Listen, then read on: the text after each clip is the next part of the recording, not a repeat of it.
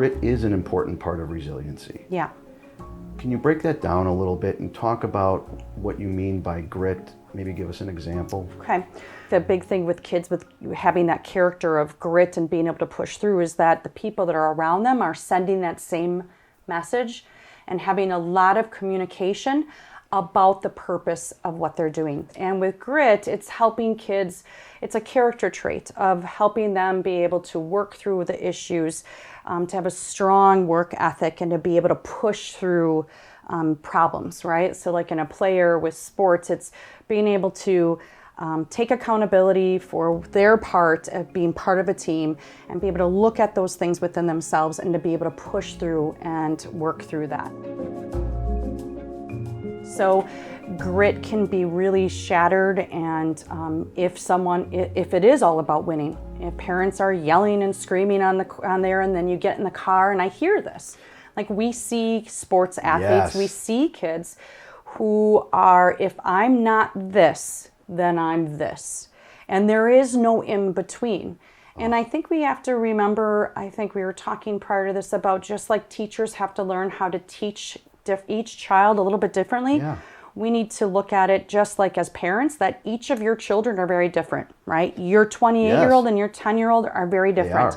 How you parent them, how you manage their emotions, and how you teach them how to handle their emotions are very different. And that's the same with as a team. And embracing that and understanding that they might be different. It's not because they're not doing their best. We want to maybe look at the dialogue, we lost, we're the losers, right? It's not like one of the funny shows with Will Ferrell where it's like, if you're not first, you're last, you know? Yes.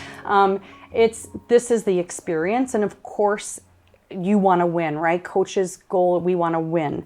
But if you don't win, how can you take that lesson for them and break that down of what are the positive things? It's not this or that. It's, we didn't, but did you look at how you played? Like, look at yourself, look at your teammates. Can you be a good sportsman of saying like, wow, Joey played so well and this, and you're not going to have a good day sometimes, right? But this also can help in fostering kids the ability to push through, and there's the grit, right? To push through and be able to try and work harder. So I always use the analogy of like, and I share this with you, like my son did select sports and did a sport, and he didn't make it the next year, and he threw his bat down and said, I'll never play baseball again. And I'm like, well, you could do that, but you're actually good. You just didn't make it this year. What could you do? Yes. To be able to do that next year? If you're really passionate and you want to do this, I want to help you be able to get to, if you want to play baseball. But many times it's all or nothing, and in these kids, which is the anxiety part, right? It's all or nothing. I'm good or I'm bad, and they give up.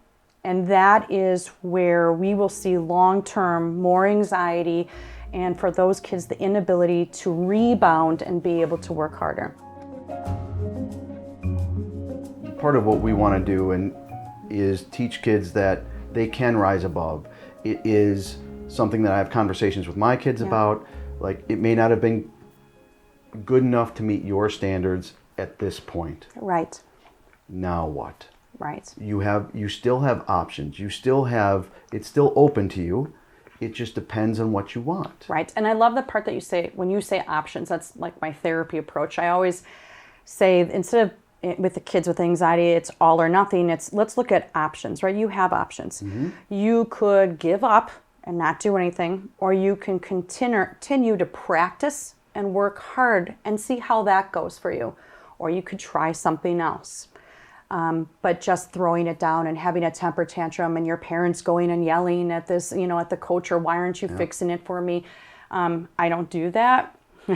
Right. Right. And I don't encourage parents to do that. I think it's a lesson to be able to, one, maintain our own composure of looking at, well, let's look at all the options. Maybe more like a love and logic. Like, you can do that, but how is that going to help you in the future? If we say I'm done and we aren't going to try in everything that we do, that's it, I can't do it.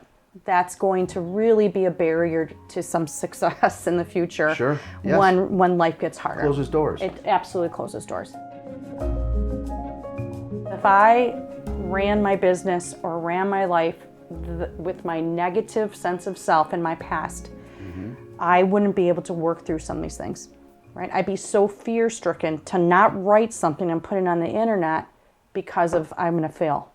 And those negative cognitions and messages to ourselves, as well as what we might hear from someone else, are so powerful for kids and as adults. So Yes. imagine, right? So I have to continually remind myself, and I think that's the important thing of role modeling and healthy communication is there are strengths and there's our areas of improvement, right? That's a good and way to that's put it. and right, and we all have areas of improvement, emotionally, socially, We you do. know, in all different areas. And you know, if you don't try, you'll never know.